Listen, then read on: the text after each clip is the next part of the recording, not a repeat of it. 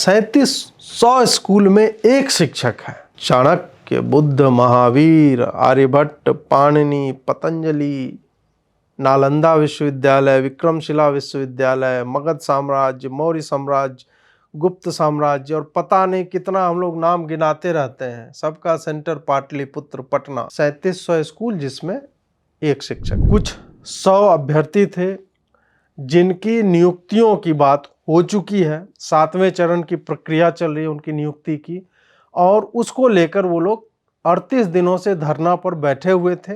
उनके ऊपर इस तरह से ब्रूटली लाठीचार्ज करना, मुझे नहीं लगता कि ये किसी भी सत्ता के लिए ये शुभ संकेत है। 2,20,000 टीचिंग पोस्ट बिहार के सरकारी स्कूलों में वैकेंट। छात्राओं को, बच्चियों को इन्होंने साइकिल देने की एक योजना लाई। बहुत अच्छी योजना है, लेकिन बात वही है कि वो लड़की तो साइकिल चला के जा रही है, लेकिन वो जिस विद्यालय में जा रही है, पूरे विद्यालय में एक मास्टर है, या फिर 1000 बच्चे हैं, 8 शिक्षक। ऐसे विद्यालय में वो जाएगी भी तो क्या सीखेगी? आप तो फिर अंततः उस बच्ची के एस्पिरेशन को सिर्फ विवाह तक समेट रहे हैं कि किसी तरह पढ़ लेगी, नंबर आ जाएगा, 3rd division 2nd division pass कर जाएगी और उसका शादी हो जाएगा कहीं। ये जो मैंने आपको बताया लगभग 89,000 स्कूल है, 89,224 टू बी एग्जैक्ट। इसमें आईसीटी लैब्स जिसको बोला जाता है, जिसमें कंप्यूटर लैब हो, ये सारी चीज हो, मात्र 2%। मात्र 7% में इंटरनेट का कनेक्शन है। मतलब कनेक्शन से तात्पर्य है कि कम से कम प्रिंसिपल के रूम में या हेडमास्टर के रूम में एक कंप्यूटर है जिसमें इंटरनेट का कनेक्शन है। आप सीटीईटी और बीटीईटी ये सब करके ले रहे हैं, उसके बाद उनकी नियुक्तियां नहीं हो रही हैं। 2-2 लाख से अधिक शिक्षकों की जगह खाली है। 84,000 अभ्यर्थी आपके पास बैठे हुए हैं कि भाई हमें नौकरी दे दो। आप एक बार लगाते हैं कि नहीं, वेरिफिकेशन नहीं हो रहा। किस युग में हो तुम लोग यार, कि वेरिफिकेशन नहीं कर पा रहे हो आप 80,000 छात्रों का? वेरिफिकेशन में क्या चाहिए? सब कुछ तो आप डिजी लॉकर से इंटीग्रेट कर दो उसको। दोस्तों, आप में से बहुत लोगों ने ट्विटर पर और फेसबुक पर और मीडिया में भी देखा होगा कि पटना पुलिस किस तरह से दौड़ा दौड़ा कर लाठी डंडों से बच्चों के ऊपर हमला बोल रही है, और इसको उतनी ज़्यादा मीडिया में कवरेज नहीं मिली। पहली बात तो यह है कि बिहार की बात है और वहाँ नीतीश की सरकार है, तो और ये सब उतना आप कह सकते हैं कि ग्लैमरस इशू नहीं है, उतना सेंसेशनल नहीं है कि मीडिया इस पर ध्यान दे। लेकिन जो बात हुई उस पर चर्चा करना आवश्यक है, क्योंकि लंबे समय से मुझे भी बहुत लोगों ने, बहुत छात्रों ने और जो भी अभ्यर्थी थे वो लगातार लिखते रहे कि आप बिहार में जो इस तरह की धांधली चल रही है एक तरह से शिक्षकों की नियुक्ति को लेकर, उस पर मैं क्यों बात नहीं करता। और मुझे लगा कि फिर बहुत लोगों को इस पर बात करनी चाहिए थी। बहुत लोग जो विद्यार्थियों के और अभ्यर्थियों की हिमायती बने फिरते हैं, उन्होंने कभी इस पर बात, क्योंकि मेरी रीच जो है एक तरह से लिमिटेड है, वो कितने लोगों तक जाएगी। और इसे तो मेन स्ट्रीम मीडिया का कोई जर्नलिस्ट अपने पेज पर लिखे, उसे अपने यूट्यूब पे या अपने टीवी चैनल पे उस पर ध्यान दे, तो हो सकता है कि वो अधिक लोगों तक जाएगा। लेकिन परसों जो हुआ है, और जिस तरह से आपने वीडियो में भी देखा होगा कि कुछ 100 अभ्यर्थी थे जिनकी नियुक्तियों की बात हो चुकी है। 7वें चरण की प्रक्रिया चल रही है उनकी नियुक्ति की, और उसको लेकर वो लोग 38 दिनों से धरना पर बैठे हुए थे। और अंततः जब विधानसभा का सत्र आरंभ होता है तो उन्होंने सोचा कि हम विधानसभा के पास पहुंचेंगे और शिक्षा मंत्री से हमारी बात करवाई जाए। वो लोग आगे बढ़ने लगते हैं और उनके हाथों में फूल थे, तख्तियां थी कि भाई नियुक्तियां कब दे रहे हो। और आगे बढ़ते हैं और डाक बंगला चौराहा, जो बहुत ही व्यस्त चौराहा है पटना का, उसको ये लोग 3-4 घंटे के लिए जाम कर देते हैं। पुलिस ने इनको समझाने बुझाने की चेष्टा की, बहुत प्रयास किए गए, उनसे कहा गया कि आप अपना ज्ञापन दे दो, हम जो है वो पहुंचा देंगे, लेकिन ये लोग नहीं माने। और उसके बाद फिर पुलिस ने डंडों से बहुत ही ब्रूटली, बहुत ही निशंसता और क्रूरता के साथ, जो एकदम आप कह सकते हैं कि अहिंसक प्रदर्शन था, लंबे समय से ये लोग बैठे हुए थे, और उनके ऊपर इस तरह से ब्रूटली लाठीचार्ज करना, मुझे नहीं लगता कि ये किसी भी सत्ता के लिए ये शुभ संकेत है। उसी पर हम लोग आज चर्चा करने जा रहे हैं कि आखिर ये समस्या है क्या और इसका बैकग्राउंड क्या है। बिहार में शिक्षकों की जो स्थिति है बहुत ही दयनीय भी नहीं, भयावह है। दोनों शब्दों में दयनीय होता है कि ठीक है किसी तरह से काम चल रहा है, कभी पैसा आ रहा है नहीं आ रहा है कुछ, और भयावह यह होता है कि आपको जो काम करना है वो आप स्वतंत्रता के साथ कर नहीं पा रहे हैं। आपको जो काम करना है उसके अलावा अन्य काम आपसे करवाए जाते हैं, और उसके बाद भी आपको जितना पारिश्रमिक मिलना चाहिए और जिस तरह से मिलना चाहिए वो नहीं मिल पा रहा है।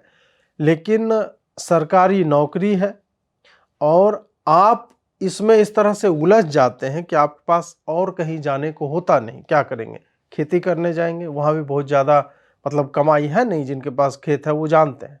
तो आखिर आप जाएंगे कहाँ? तो आप उसी विशेष साइकिल में जो है फंसे रह जाते हैं। प्रॉब्लम यह है कि 2020 में, अगर मैं दैनिक भास्कर की एक रिपोर्ट स्क्रीन पे डाल रहा हूँ जिसे आप लोग पढ़ पा रहे होंगे, तो क्या है कि 2020 में 28 जनवरी को प्रथम बार परीक्षा का आयोजन किया गया। ये जो अभी जो चुनकर आए हैं उनके लिए, जो विरोधरत है उनके लिए।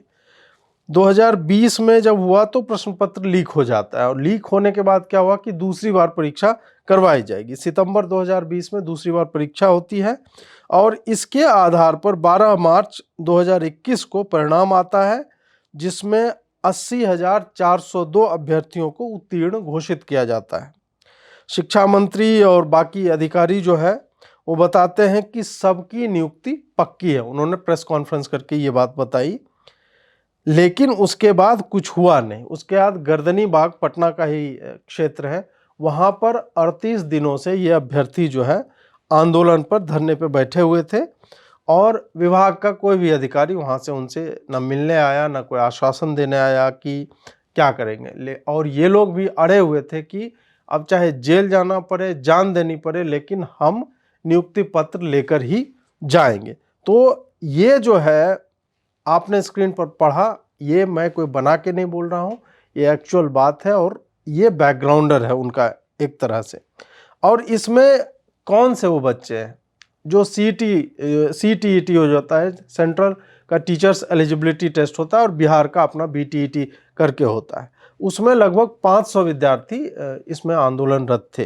तो और ये लोग तख्ती और गुलाब का फूल ये लोग लेके आए थे कि हम एक शांतिपूर्ण तरीके से आगे जा रहे हैं और हमारी बात जो है सुनी जाए, क्योंकि लगभग 40 दिन हो चुके हैं और उसके बाद भी किसी को कोई सुध ही नहीं है कि क्या चल रहा है नहीं चल रहा है। ये लोग डिप्टी CM को खोज रहे थे। बिहार में जो स्थिति है शिक्षकों की, मैंने कहा कि वो भयावह है, और उस पर मैं कुछ मिनट डेडिकेट करना चाहूँगा कि कहाँ से ये बीमारी आती है। हम लोग बिहार के हैं और बहुत ज़्यादा प्रसन्न होते हैं तो सीधे पतंजलि, आर्यभट्ट और चाणक्य, चंद्रगुप्त मौर्य, अशोक, बुद्ध, महावीर, ये सबसे अपना लीनियज जोड़ने लगते हैं कि देखो हम लोग कितने महान थे।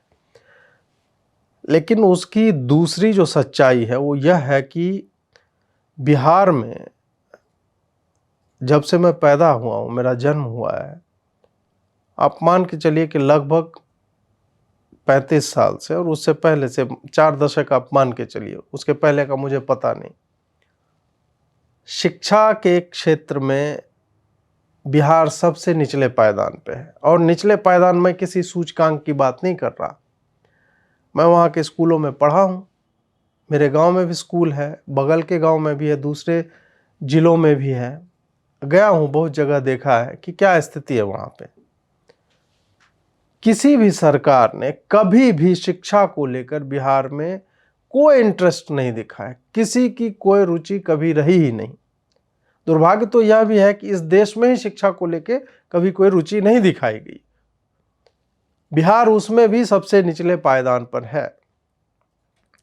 मुझे याद है क्योंकि मेरे घर में कई शिक्षक हैं, चाचा हैं, चाची हैं, फुआ हैं, फूफा है, बहनोई हैं, एक हमारे दीदी है, भाभी है, बहुत सारे लोग मेरे घर में शिक्षक हैं। और मैंने उनको देखा है कि 6-6 महीने हो जाते थे, सैलरी नहीं आती थी। और ये मैं तब की बात कर रहा हूँ 96-95 के समय से, जब से मुझे ध्यान है कि सैलरी होता क्या है, तब 3,000 शायद मिडिल स्कूल के टीचर की सैलरी हुआ करती थी। सैलरी नहीं आ रही है तो टीचर जो है क्या कर रहा है, उधार ले रहा है किसी और से। घर चलाना है, बच्चों को शिक्षित करना है।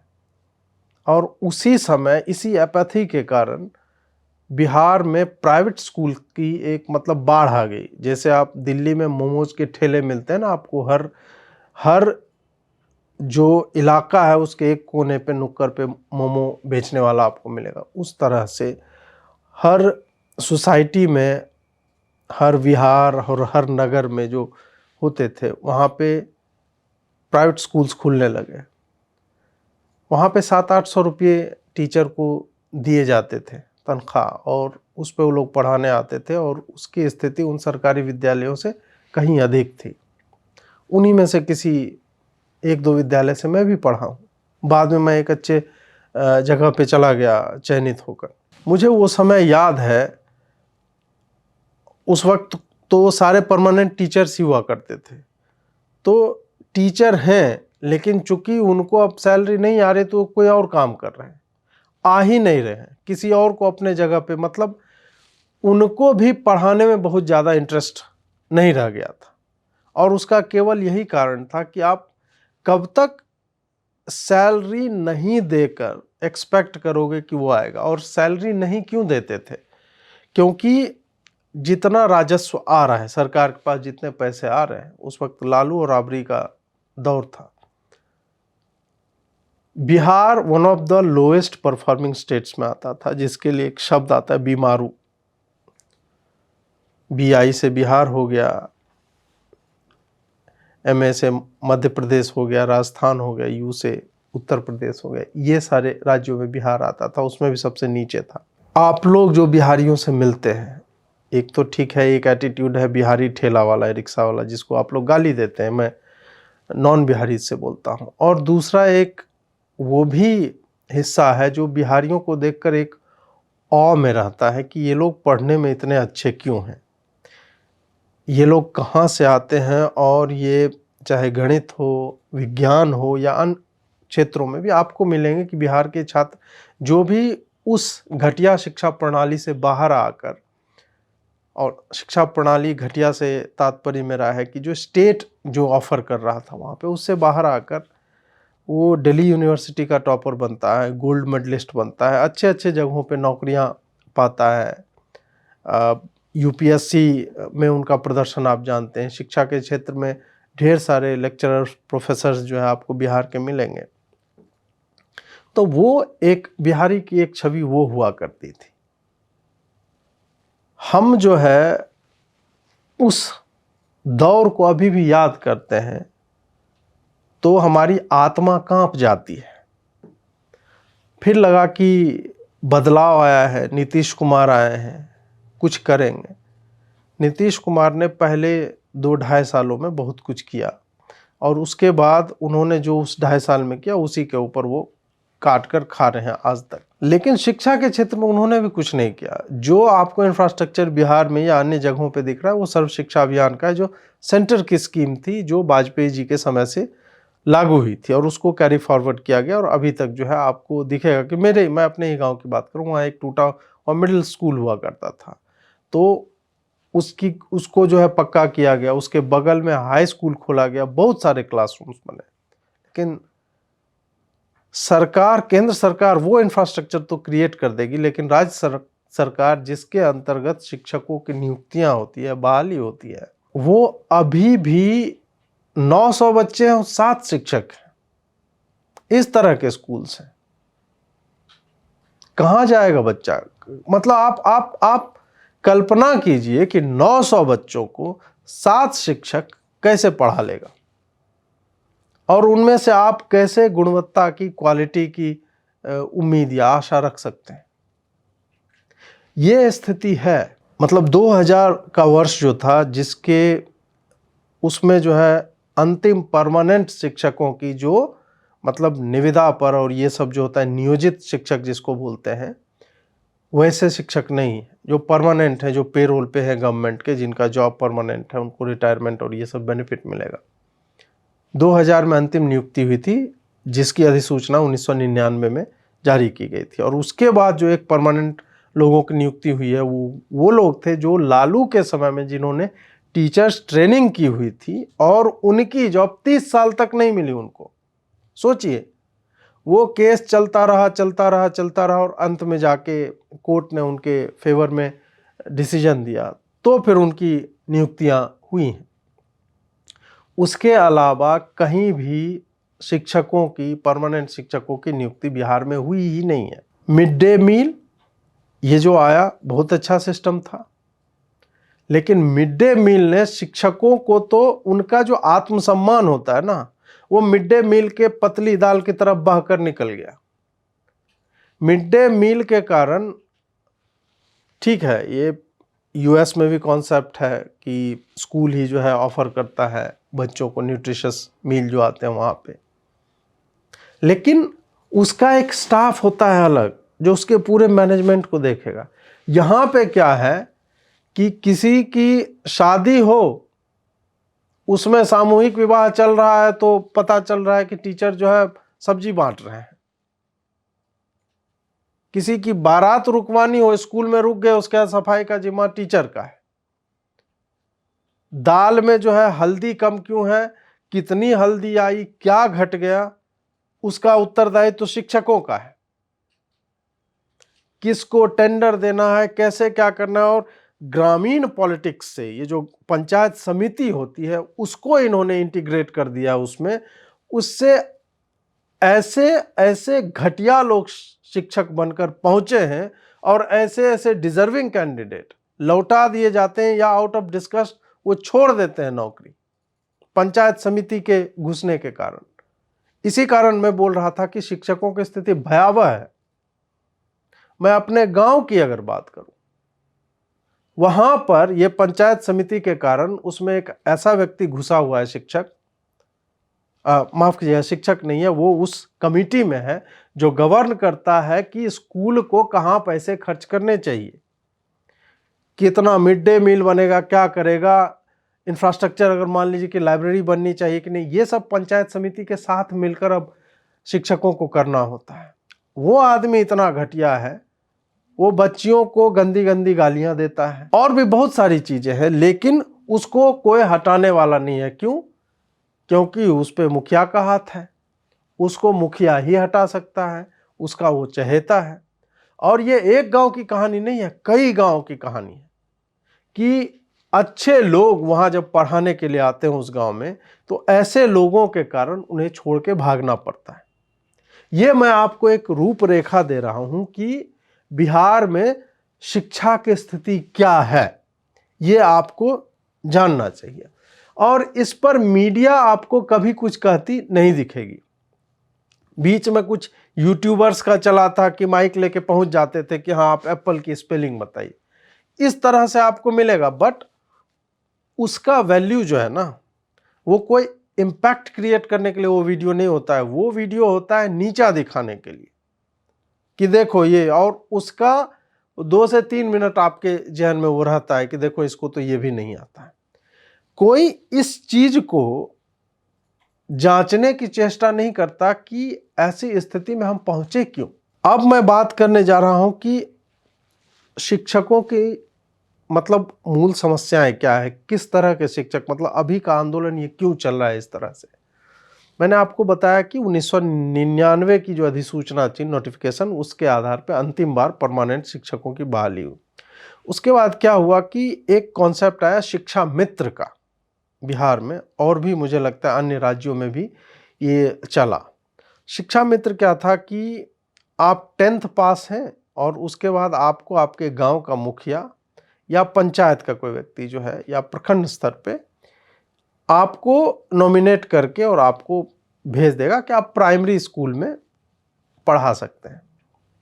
एक ये था, ये 4,000 रुपये से आरंभ हुआ था 1 साल के लिए। ये इन्होंने किया था कि बिहार में शिक्षकों की मतलब जगह अत्यधिक रिक्त थी, मतलब पूरे भारत में सर्वाधिक शिक्षक की पोस्ट जो है खाली वो बिहार में थी। तो इन्होंने प्लग करने के लिए, और एक तरह से ये इलेक्शन जीतने का भी टूल था कि एक बहुत लार्ज पॉपुलेशन को और उनके डिपेंडेंट को हम अपने फेवर में ले आएंगे अगर हम उनको ये नौकरी 1 साल के लिए दे देते हैं और उनको हम बोल देंगे कि ये जो है आगे मतलब आगे चलता रहेगा। शिक्षा मित्र वाला 1 साल के लिए चालू हुआ था और अभी तक वो लोग सिस्टम में हैं। तो एक ये सिस्टम था। दूसरा था जो मिडिल और हाई स्कूल के लिए होता है, उसमें एक पंचायत के लेवल पे था जो पंचायत सेवक होता है या उसके समिति का कोई व्यक्ति होता है, उसके अनुमोदन पे आपके 12th के मार्कशीट पे होता है। और एक होता है प्रखंड, मतलब बीडीओ की देखरेख में, जो मतलब 7 to 10 या 6 to 10 वाले का ये हाई स्कूल के लिए होता है। ये लोग भी कोई एग्जाम नहीं था, कुछ नहीं, आपका 12th का जो मार्कशीट, ये सब स्टॉप गैप अरेंजमेंट्स थे। आप सोचिए कि शिक्षा, उसकी प्राथमिकता इस सरकार के लिए, इस सरकार मतलब तेजस्वी और नीतीश की सरकार नहीं, नीतीश और सुशील मोदी की सरकार में, भाजपा की सरकार की मैं बात कर रहा हूँ। ये लोग भी मतलब थे तो पिछले 20 साल में तो 15 साल तो रहे हैं साथ ये लोग। इन लोगों शिक्षा प्राथमिकता यह थी कि 12th पास हैं और आपका नंबर इतना आया तो आप जाके जॉब ले सकते हैं अपने मुखिया के अनुमोदन पे। मैं यह नहीं कह रहा हूं कि सारे लोग जो इस सिस्टम से गए वो अच्छे ही थे, क्योंकि मैं उस क्षेत्र से आता हूं और मुझे पता है कि कैसे कैसे लोग शिक्षक बने। मैंने अपने परिवार की ही बात की ना, मुझे पता है कि उसमें कितने लोग एबल टीचर्स हैं। इनमें से मैं यह नहीं कह रहा हूं कि सारे ही लोग जो इस सिस्टम से आए वो बेकार ही नहीं। बहुत सारे लोगों ने इनमें से जो 12th पास थे उन्होंने बीए पास किया या बीएड किया और उन्होंने बाद में अपने स्किल्स को उन्होंने इम्प्रूव किया। जो लोग यह चाहते थे कि ठीक है, मुझे अगर एक अवसर दिया है सरकार ने तो मैं कैसे अपने आप में और भी मतलब स्किल्स जोड़कर, प्रशिक्षण पाकर आगे बढ़ूं और अपने स्कूल को, अपने बच्चों को मतलब बेहतर योगदान दे सकूं। ऐसा बहुत लोगों ने किया, लेकिन बहुत लोग ऐसे थे जिन्होंने ऐसा नहीं किया, और वही लोग आपको यूट्यूब में दिखते हैं जिसकी मैं बात थोड़ी देर पहले कर रहा था। तो ये 3 तरह से लोग आए थे। और उसके बाद क्या हुआ कि अब बीटीईटी और सीटीईटी, ये 2 परीक्षाओं के माध्यम से कि ठीक है अब जो हम अच्छे टीचर्स की नियुक्ति करेंगे, और उनकी भी सरकार ने परमानेंट जॉब नहीं है, वो भी नियोजित शिक्षक हैं, कि उनको भी एक तरह से कि आपको कोई बेनिफिट उस तरह का नहीं मिलेगा। हाँ ठीक है कि अभी हमारे पास शिक्षकों की कमी है तो हम ये भी एक शॉर्टकट आप कह सकते हैं। तो उसी में 6 चरण की प्रक्रिया पूरी हो चुकी है और 7वें चरण में जो मैंने आपको बताया कि 80,402 लोगों का चयन हुआ था जो उत्तीर्ण हुए थे उस परीक्षा में, और उनको कहा गया था कि जुलाई तक आपको नियुक्ति पत्र दे दिया जाएगा, उनको नहीं दिया गया। तो ये तरह के लोग थे। अब जो मेरे पास डेटा है मैं वो आपके स्क्रीन पर रखना चाहूँगा कि बिहार में कितनी रिक्तियां हैं शिक्षकों की, और ये स्थिति कैसे, मतलब यहाँ तक हम कैसे पहुँचे और क्या एक्चुअल में एपैथी है गवर्नमेंट की। यूनेस्को की इस रिपोर्ट के अनुसार, ये टाइम्स ऑफ इंडिया की अक्टूबर 7, 2021 की रिपोर्ट है, 2,20,000 टीचिंग पोस्ट बिहार के सरकारी स्कूलों में वैकेंट है। 2,20,000 का मतलब आप समझते हैं। अगर हम विद्यार्थी शिक्षक का एक अनुपात होता है कि इतना अनुपात होना चाहिए कि अगर आपके यहाँ 35 विद्यार्थी हैं तो उस पर 1 शिक्षक होना चाहिए, तो उस हिसाब से 350 अगर विद्यार्थी हैं किसी स्कूल में तो 10 शिक्षक होने चाहिए। वो अगर फॉर्मूला लगाया जाए तो उसके हिसाब से बिहार में अभी जो है, मतलब ये 2021 की रिपोर्ट में पढ़ रहा हूँ, उसके बाद नियुक्ति शायद हुई है फरवरी में कुछ लोगों की, उस वक्त के अनुसार 5,84,327 टीचर्स 89,224 स्कूल्स में थे, और इसमें से 85% टीचर्स और 90% स्कूल जो है रूरल, ग्रामीण इलाकों में था। उसमें इतने लोग थे और उसमें वैकेंसी थी, मतलब और आवश्यकता थी 2,20,000 शिक्षकों की। आप मान लीजिए कि ये जो है प्रोपोर्शन, जो ये 35:1 मैं बोल रहा हूँ, ये इतना खराब है कुछ स्कूलों में, लगभग 3700 स्कूल में एक शिक्षक है। चाणक्य, बुद्ध, महावीर, आर्यभट्ट, पाणिनि, पतंजलि, नालंदा विश्वविद्यालय, विक्रमशिला विश्वविद्यालय, मगध साम्राज्य, मौर्य साम्राज्य, गुप्त साम्राज्य, और पता नहीं कितना हम लोग नाम गिनाते रहते हैं, सबका सेंटर पाटलिपुत्र पटना। 3700 स्कूल जिसमें एक शिक्षक, सिंगल टीचर वाले स्कूल हैं ये। वुमेन टीचर बहुत ही कम है वहाँ पे, और पता नहीं क्यों। ये सब मैं आपको सिर्फ मतलब डेटा दे रहा हूँ। कुछ और आंकड़े आपके स्क्रीन पर मैं रखना चाहूँगा कि ये जो मैंने आपको बताया लगभग 89,000 स्कूल है, 89,224 टू बी एग्जैक्ट। इसमें आईसीटी लैब्स जिसको बोला जाता है, जिसमें कंप्यूटर लैब हो, ये सारी चीज़ हो, मात्र 2% है। 2% of almost 89,000 schools in Bihar have labs, computer की व्यवस्था है वहाँ, मात्र 2% विद्यालयों में। और मात्र 7% में इंटरनेट का कनेक्शन है। मतलब कनेक्शन से तात्पर्य है कि कम से कम प्रिंसिपल के रूम में या हेडमास्टर के रूम में एक कंप्यूटर है जिसमें इंटरनेट का कनेक्शन है। मोदी जी सारे पंचायतों को ऑप्टिकल फाइबर से जोड़ दिए थे। अब उसी में वहीं पर जो है बीएसएनएल वालों से स्कूल तक में कनेक्शन भी नहीं पहुंच पा रहा है। आप सोचिए, ये है स्मार्ट सिटी की जब हम बात करते हैं, स्मार्ट स्कूल्स की जब हम बात करते हैं, स्मार्ट क्लासरूम की जब हम बात करते हैं, उसका सत्य ये है बिहार में। मतलब इंटरनेट का तो बीएसएनएल का तो छोड़ दिए, बीएसएनएल, मैं अपने घर पे ब्रॉडबैंड चाह रहा था, इन्होंने पूरा जादू और तमाम तरह की चीज़ें कि 5G स्पीड मिल रहा है ब्रॉडबैंड में, ये सब मैं लगा हुआ हूँ और आज तक बीएसएनएल वालों ने मुझे ना कोई जवाब दिया है। बीच में बोला था कि आपके यहाँ टावर नहीं है, उस पर एक इक्विपमेंट लगता है, हम लगा रहे हैं, आपके गांव में पहुँच जाएगा, नहीं पहुँचा आज तक। तो ये तो जब मैंने पता किया तब पता चला। तो ये डेटा मैं आपको दे रहा हूँ, मात्र 7% स्कूलों में, 89,224 में से मात्र 7% स्कूल ऐसे हैं जहाँ पे इंटरनेट का कनेक्शन है। और लाइब्रेरी मात्र 32%, मतलब 1/3 विद्यालयों में है। ये सब मैं आपको आंकड़े केवल इसलिए दे रहा हूं ताकि आपको वस्तुस्थिति का पता चले कि बिहार में, और मैं यह नहीं कह रहा हूं कि ये सिर्फ बिहार में होगा, ये भारत के कई राज्यों में इसी तरह की व्यवस्था होगी। अभी इशू बिहार से कंसर्न है और शिक्षकों को लेकर है, इसलिए मैं आपको ये सब बता रहा हूँ। और सेंटर ने जब सर्व शिक्षा अभियान के तहत स्कूल में, मोदी जी का भी बहुत बड़ा पुश था कि हमारी बच्चियां ड्रॉप आउट स्कूलों से इसलिए करती है क्योंकि टॉयलेट की सुविधा नहीं होती है। तो उनके बाद मतलब इंफ्रास्ट्रक्चरल जो ढांचा चाहिए था, फिजिकल ढांचा, वो है वहाँ पे।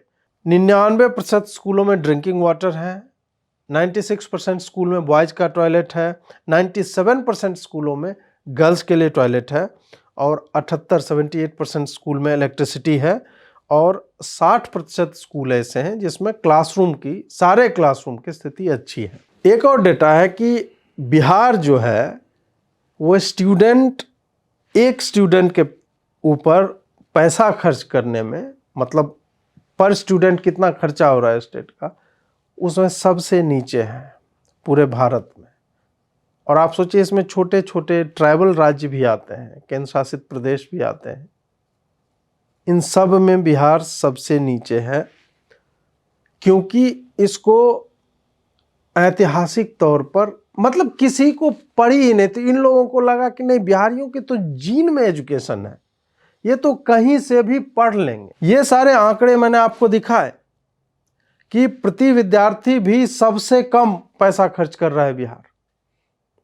शिक्षकों को ये लोग सैलरी नहीं देते हैं, शिक्षकों की जगह खाली है, लेकिन उनको भरने के लिए कोई तत्परता नहीं है इनमें। और ये हमें हमेशा ही सदैव ही आश्वासन पर खेलते हैं। जब चुनाव आने वाले होंगे तब ये बोल देंगे कि हाँ, हम इतनी नौकरियां दे देंगे, इस तरह से काम करेंगे, उस पे होता कुछ नहीं। इसमें सारी सरकारें ऐसा नहीं है कि ये कोई मतलब तेजस्वी की आ गई, आरजेडी मिल गया, नहीं नहीं नहीं, ये लालू के समय से आरंभ हुआ था और आज तक चल रहा है। नीतीश कुमार कल परसों भी उनका एक वीडियो मैंने देखा, बोस्ट कर रहे थे कि 2 पहियों की मामूली साइकिल ने कैसे क्रांति ला दी। उनका तात्पर्य इससे था कि छात्राओं को, बच्चियों को इन्होंने साइकिल देने की एक योजना लाई थी। बहुत अच्छी योजना है और सही मायनों में आपने अगर बिहार को देखा है जैसे मैंने देखा बचपन से, वैसे में अगर आपको एक लड़की पीठ पे बस्ता रखे हुए और उन्मुक्त होकर साइकिल चलाते हुए जा रही होगी सड़क पे अपने स्कूल के लिए, उससे अच्छे बहुत कम दृश्य हैं बिहार के संदर्भ में। लेकिन बात वही है कि वो लड़की तो साइकिल चला के जा रही है, लेकिन वो जिस विद्यालय में जा रही है, पूरे विद्यालय में 1 मास्टर है या फिर 1000 बच्चे हैं, 8 शिक्षक हैं।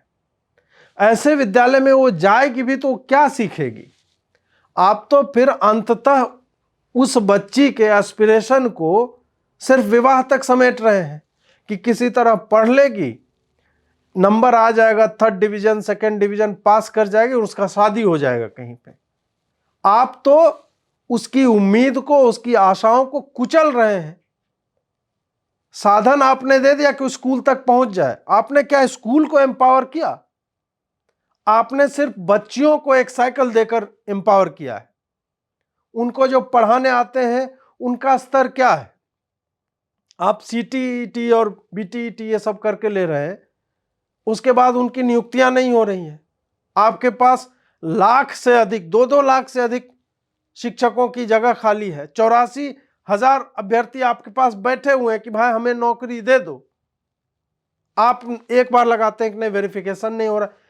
किस युग में हो तुम लोग यार कि वेरिफिकेशन नहीं कर पा रहे हो आप 80,000 छात्रों का? वेरिफिकेशन में क्या चाहिए? सब कुछ तो आप डिजी लॉकर से इंटीग्रेट कर दो उसको।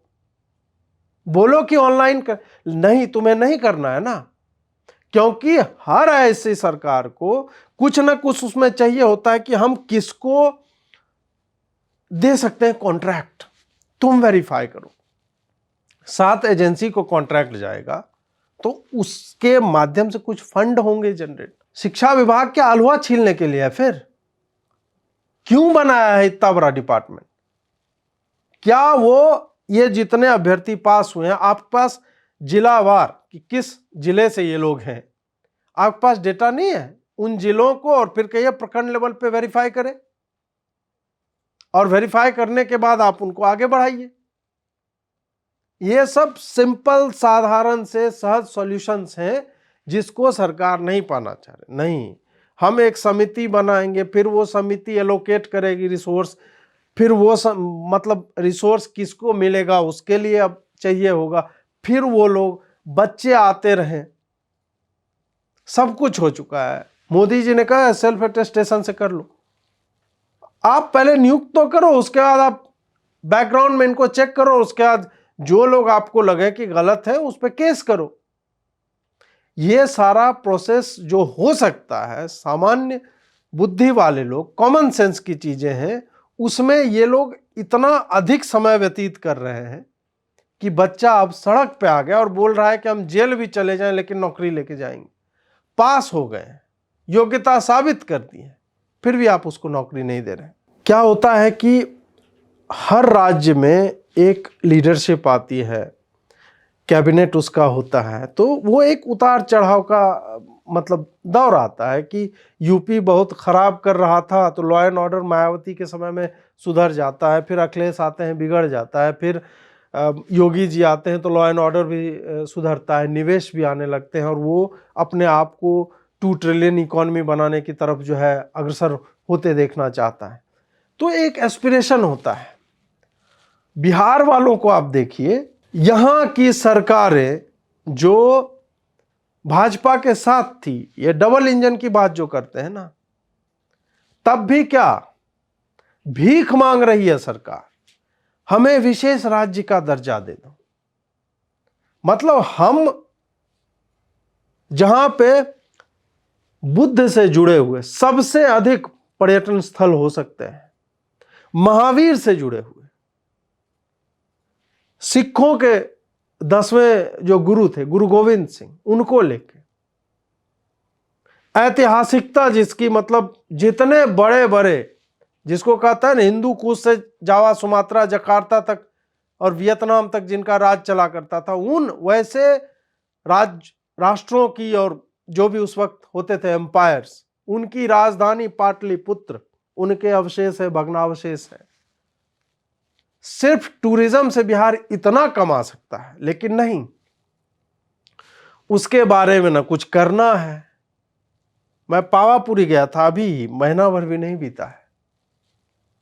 जैनियों का बहुत ही मतलब पवित्र जगह है, आप जाके देखिए क्या स्थिति है वहां पे। बोधगया आपको जाना होगा, बोधगया जाने में आपका दिमाग खराब हो जाएगा। आप गया स्टेशन से बाहर निकलेंगे तो मूत्र की एकदम तीव्र गंध जो आपके फेफड़े जला देगी, उससे आपका स्वागत होगा जो ही आप एग्जिट करेंगे। पता नहीं, अब हो सकता है कि मोदी जी के आने के बाद वो साफ सफाई हुआ हो। उसके बाद आप विक्रम टाइप के चीज में बैठिए और फिर एक सॉलिटरी वन वे टाइप का रोड है, उस पर चलते जाइए, तब जाके आप वो मंदिर जो कॉम्प्लेक्स है महाबोधि मंदिर है, और उसके आसपास ढेर सारे अलग अलग राष्ट्रों ने अपने मंदिर बना रखे हैं, वो है। तब आप मतलब पहुंचना लगता है इतना दुरूह कार्य है। आपको तो दे रहा है ना, आपके पास मॉडल है काशी विश्वनाथ में। आप देखिए कल परसों 1 साल हुआ है, और पता कीजिए कि वहां की इकोनॉमी कैसे थ्राइव कर रही है। मैं उसके नुएंसेज में नहीं जाऊंगा कि मोदी जी ने कितनी मूर्तियां तोड़ के उसकी प्राण प्रतिष्ठा दोबारा नहीं की, और जो हाँ पीपल का वृक्ष था जो सैकड़ों साल पुराना था उसको उखाड़ क्यों दे दिया, ये एक अलग विषय है। फिर भी मैं बोल रहा हूं कि अगर टूरिज्म के हिसाब से राज्य को विकसित करना चाहे, आपके पास बहुत स्कोप है। राजगीर की स्थिति जाके आप देख लीजिए, केओस का पर्याय है, अराजकता का पर्याय है बिहार का जितना टूरिस्ट प्लेस आपको दिखेगा। इसमें मैं बोल रहा हूं कि केवल विजन का, दूरदृष्टि का अभाव है। और वो अभाव क्यों है? उसका एक सबसे बड़ा कारण है कि चीफ मिनिस्टर जब स्वयं असुरक्षित अनुभव करता हो, वो पेंडुलम बन गया हो, जिसकी अपनी कोई नैतिकता नहीं है, कोई विचारधारा नहीं है, कभी इसको गरिया के निकला विधानसभा के तुम्हारे साथ कभी नहीं करेंगे, फिर उसके साथ आया, फिर जिसके साथ था उसको गरिया रहा है तुमको हम बर्बाद कर देंगे, भगा देंगे, फलाना डिमका। तो ये लोग रिफॉर्म करने की सोचेंगे कैसे?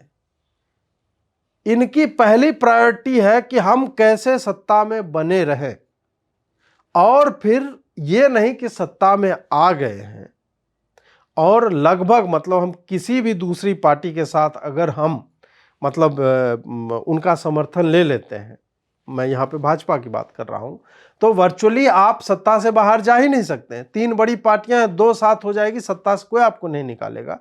तो और आपको भाजपा यह भी नहीं कर रहा है कि सीट छोड़ के भाग जाओ, तो हम तुमको हटा देंगे, नहीं बोला आपको। फिर आप ये कॉन्टिन्यूअस इनसिक्योरिटी के मोड में क्यों हैं कि आप एक भी अच्छा डिसीजन नहीं ले पाते हैं जिसके कारण आप उसको पॉलिटिसाइज कर सको कि हमने यहां पे ये काम किया, इसके कारण हमें वोट दो। आप नहीं दे पाते हैं।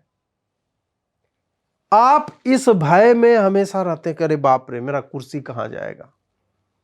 तो ऐसे पेंडुलम नेता जो होते हैं वो कभी भी दूरगामी मतलब दूर की सोच रख ही नहीं सकते। और वही इसमें भी हुआ है कि ये लोग ये नहीं अपना विजन ऑफ मोरालिटी बना रखा है कि नहीं शराबबंदी करवा देंगे। शराबबंदी का सिर्फ एक पॉजिटिव एस्पेक्ट है कि डोमेस्टिक वायलेंस के केसेस कम हुए हैं बिहार में। ये मेरा निजी अनुभव रहा है, अपने आसपास मैंने देखा है। लेकिन क्या हम एक गेन के कारण, एक तो स्मगलिंग का इतना विशाल नेटवर्क खड़ा हो गया बिहार में, क्या वो लोग भी नहीं चाहते हैं कि शराबबंदी खत्म हो? वो चाहते हैं कि ऐसे बना रहे। 200 रुपये का मतलब दारू जो है 800 में वो बेच रहे हैं। शराब बेच कर लोग जो है मतलब लखपति और कुछ लोग तो करोड़पति टाइप के भी बनने की ओर अग्रसर हैं। क्या रुक रहा है? कहीं नहीं रुक रहा है। ऑन कॉल दारू मिल रही है बिहार में, पुलिस को भी पता है कौन बेच रहा है। सबका अपना एक एक पैरेलल जो है समानांतर अर्थव्यवस्था जो है वो बन चुकी है, और संभव है कि ये राउट होके और पहुंच रहा हो उन लोगों तक जो इसको बंद होने नहीं देना चाहते हैं। तो इसमें तो एक तरह से ठीक है कि आप मॉरल स्टैंड भी ले रहे हैं कि हमने दारू हम आने नहीं देंगे, और कल तो मुख्यमंत्री को आपने देखा होगा कि वो ऑलमोस्ट एक वो गुंडे की तरह जो है माइक पे बोलने लगे थे। ये स्थिति है, ये रियलिटी है। तो ऐसे लोग कभी भी दूरदृष्टि के साथ सोच ही नहीं सकते। अब मैं बहुत अधिक मतलब फिर, क्योंकि ये मेरे लिए एक भावनात्मक विषय हो जाता है। बिहार पे मैं बोलने लगा किसी भी मुद्दे पे बहुत ही मतलब पीड़ा होती है, और फिर लोग कहते हैं कि तुम तो छोड़ के भाग गए अपने स्टेट को, तुम क्या कर रहे हो। व्यवस्था है, क्योंकि मैं अगर वहां से नहीं भागूंगा तो मुझे बिना काम का जेल में डाल देगा। मैं वहां कुछ आरंभ करने की सोचूंगा, और ऐसे लोग हैं, उनको इतना ब्यूरोक्रेसी में फंसाया जाएगा कि वो बोले फ्रस्ट्रेट होकर, माहौल ही नहीं है कुछ करने का। और ये जो है जब तक पॉलिटिकली स्टेबल वहां पे मतलब स्टेबिलिटी नहीं आती है, तब तक आप ऐसे लोगों को, बिजनेसेस को आप संरक्षण नहीं दे देंगे, तब तक कोई भी, ठीक है बहुत इमोशनल हो जाएंगे, फिर भी अपनी जान सबको प्यारी है, पैसे सबको कमाने, अपना घर सबको चलाना है, तो फिर वो दूसरे जगहों पे जाके अवसर तलाशेंगे। और ठीक है कि लज्जित होता हूं कि मैं बिहारी हूं, और बिहार के ऊपर मैं ये मतलब कितने सालों से बोल रहा हूं, और मैं अपने क्षेत्र के लिए कुछ नहीं कर पा रहा हूं। लेकिन मेरी व्यवस्था आपको समझनी होगी कि ये जो है किसी और के ऊपर निर्भर है। जब तक पॉलिटिकल एनवायरनमेंट उस तरह का नहीं बनेगा, तो मेरे जैसे लोग वापस जाकर कि वहाँ के लोगों के लिए नौकरियां उत्पन्न करें, वहाँ जाकर कुछ कार्य करें, ऐसी सोच लेके वहाँ जाने से पहले डरते हैं। बाहरी लोगों को तो ठीक है कि इधर उधर पढ़ते हैं, आप लालू के टाइम से बिहार को लेके चुटकुले बनते हैं, आपको तो उतना ही पता है, और आप वही दो तीन चीज़ों पे मतलब अपने विचार को बनाते हैं। हम तो इनसाइड आउट जानते हैं अपने स्टेट को, कि वहाँ पे जो हो रहा है अभी वो क्यों हो रहा है। इस कारण हमें अधिक डर लगता है वापस जाने में। फिर भी मैं अपने व्यक्तिगत स्तर पे तो मैं मतलब वहाँ जाने की सोच रहा हूँ, मेरी योजनाएं हैं, आगे प्रतिफलित होंगे कि नहीं वो भगवान जाने, लेकिन वस्तु स्थिति यही है। इसलिए मैं कहता हूं कि इस पे जितनी चर्चा करूंगा मैं, बिहार का विषय है तो इसमें मैं जाता चला जाऊंगा, वहाँ की जुडिशरी के बारे में, वहाँ का वही चयन आयोग के बारे में, वहाँ की एजुकेशन हो गया, इंफ्रास्ट्रक्चर हो गया, उद्योग धंधे हो गए, जिस क्षेत्र के बारे में आप बात करेंगे, तभी तो मतलब 80,000 करोड़ दे दीजिए, 1.25 करोड़ हमें दे दीजिए, हमें विशेष राज्य का क्यों भीख मंगाई करते हो यार, स्वावलंबी बनो। यूपी तो नहीं गया किसी से मांगने के लिए, एक अच्छा उदाहरण है आपके पास। आप यही दलित, महादलित, हिंदू, मुसलमान ये सब करके मतलब जब जिसके साथ आपको चिपकना होगा तब आपकी राजनीतिक विचारधारा बदल जाती। खैर, अंत में उन अभ्यर्थियों के लिए कि आप लोग डटे रहिए। ठीक है कि मेरे लिए ऐसा कहना बहुत मतलब आसान है कि मैं यहाँ पे बैठा हुआ आपसे बोल रहा हूँ, लेकिन फिर भी आप अगर इस तरह से नहीं डटे रहोगे तो आपको सदैव ही इसी तरह एक एक टूल की तरह प्रयोग किया जाएगा। आपको हमेशा बोला जाएगा कि नहीं जुलाई में हो जाएगी, अब जो है दिसंबर में हो जाएगी, अब वर्ष समाप्त होने को आया, और जो लोग इनके साथ नहीं हैं उनको भी साथ आना चाहिए और सरकार से प्रश्न पूछने चाहिए, और मीडिया वालों से भी, खास करके जो सबसे अधिक रहनुमा बनते हैं विद्यार्थियों के, रवीश को आप देखिए कि गायब है, वो यूट्यूब के गाने शेयर कर रहा है। बिहार से आता है रवीश को वहाँ की वस्तु स्थिति का पता है, रवीश को चिट्ठी भी बहुत सारे लोग लिखते होंगे। मैं ये नहीं कह रहा हूँ कि आप तुम वापस एनडीटीवी में जाके बोलो, अब तो तुम्हारा यूट्यूब का चैनल है, उस पर बोलो। उस पर नहीं बोल रहे हो तो क्या तुम्हारे संज्ञान में, मतलब आप सोचिए कि रवि इस जैसों के लिए प्राथमिकता क्या है। दिल्ली एयरपोर्ट पे भीड़ लग रही है आजकल, मतलब वेटिंग टाइम जो पहले होता था कि आपको डोमेस्टिक ट्रैवल करना है 2 घंटे पहले आप आइए, अब बोला जा रहा है लोगों से 3.5 घंटे पहले आइए। गेट पे बहुत ज़्यादा भीड़ लग रही है और प्रोसेस जो है स्लो हो गया है। उस पर ये कटाक्ष लिख रहा है, ट्वीट कर रहा है। इसको बिहार में विद्यार्थियों को जिस तरह से खदेड़ कर पीटा गया उस पर एक लाइन नहीं लिखा। तो उन लोगों से भी जो पहले मतलब कहा करते थे कि रवि से सीखो फलाना ढिमका, उनसे भी है कि क्या आपने उनको मैसेज किया है। मैं सिर्फ उन्हें ही नहीं बाकी सबको बोल रहा हूँ कि मैसेज कीजिए और अपनी बात आगे रखने की चेष्टा कीजिए। ये सतत युद्ध है आपके लिए, क्योंकि 80,000 का आया, फिर नेक्स्ट नोटिफिकेशन आएगा। आपकी परमानेंट जॉब्स कहाँ हैं? ये नियोजित नियुक्तियां क्यों हो रही हैं? ये सारे वैसे मुद्दे हैं जिसको आप एक माध्यम बनाकर सरकारों से प्रश्न पूछ सकते हैं। आप और भी मतलब विद्यार्थियों को जो भी उनके कंसर्न है, आप मुझे जो है इस वीडियो के कमेंट में आप जो है लिख सकते हैं, टिप्पणी कीजिए, वहाँ पे मुझे बताइए। ट्विटर पे होता तो मैं आप सबसे डायरेक्ट संवाद कर पाता। ट्विटर मेरा सस्पेंडेड है, उसके लिए एक अलग लड़ाई जारी है, कोर्ट में चल रहा है वो। फिर भी आप मेरी सहायता कीजिए, कमेंट में लिखिए। अगर मुझे लगेगा कि इसमें से कुछ रह गया है तो मैं इस पर दूसरा एपिसोड भी लाने का प्रयास करूँगा। जुड़ने के लिए बहुत बहुत आभार। नमस्कार।